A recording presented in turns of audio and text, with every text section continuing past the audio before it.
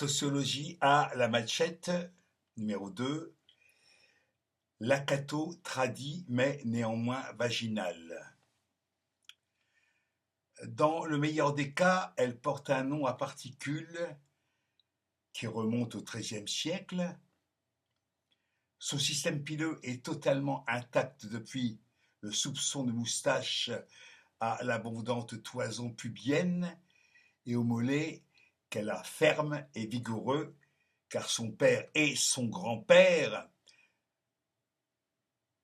a bouffé la fortune et le patrimoine familial avec des gourgandines et de franches salopes bourgeoises, l'obligeant, elle, la dernière de la lignée, à se transformer en palefrenière, en leggings et en culotte de cheval.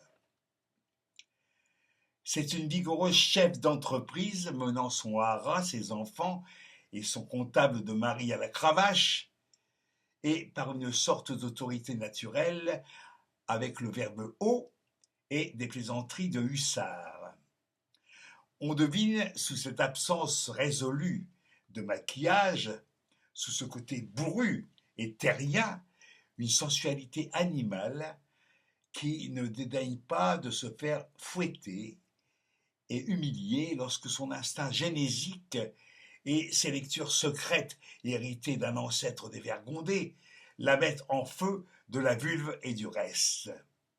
Elle peut très bien rudoyer un peu le prêtre ivoirien qui la visite par pure tradition de classe entre noblesse et clergé, mais sa religion n'est pas ostentatoire, ni même profondément ressentie. Elle n'est pas sûre d'aimer autant ses enfants que ses pouliches et ne dédaigne pas l'odeur du foin et du crottin. Chanel connaît pas. C'est une rude gaillarde capable de forcer le cerf et le garde-chasse dans un hallier profond. Vous l'avouerai-je,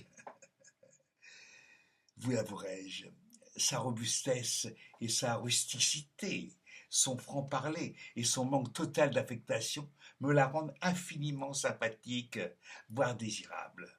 En vérité, j'aimerais chevaucher cet aristocrate amazone en lui faisant chanter l'international ou la digue du cul, ce qui revient à peu près au même. Le spécimen urbain, la version Saint-Nicolas du Chardonnay, mais beaucoup moins agréable, voire carrément hostile. Brune, mais d'origine armoricaine, elle porte des lunettes sans élégance et un kilt jusqu'en dessous des genoux. Blonde et artésienne, elle rougit de honte ou de colère, mais peut rester de marbre dans le déduit. Elle reprend volontiers cette phrase de la mère du général de Gaulle. Le bon Dieu nous a fait des organes de reproduction, mais vraiment pas au bon endroit. Introduisez-vous maintenant dans la manif pour tous ou un autre vociférant cortège, genre Civitas, et observez bien les spécimens féminins. Là, repérez-la, celle-ci, non, pas celle-ci, celle-là. Elle porte du faux Hermès de contrebande. Non, pas celle-là, celle-ci. Vous la voyez là, vous la voyez.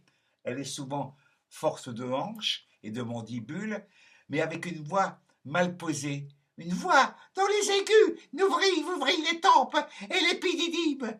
Vous ne savez pas ce que c'est que l'épididyme. Ah, ignorant que vous êtes. Cette femme dont les joues et les fesses roses rougissent sous l'outrage, de préférence dans la sacristie, ou délice infernale sur le maître-autel où la perfore le vit de l'archidiacre, cette femme, dis-je, sait ce que c'est que l'épididyme, et elle en est friande.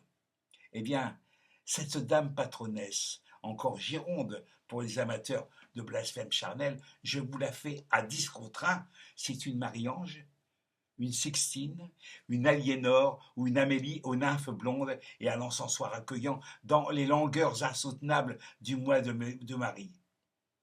On est en mars, monseigneur. Ah, homme de peu de foi, je te le dis en vérité, Mars qui rit, malgré les averses, prépare en secret ma main sur les courbes catholiques, apostoliques et romaines de Marie-Ange Isore, Quitterie ou d'Amélie.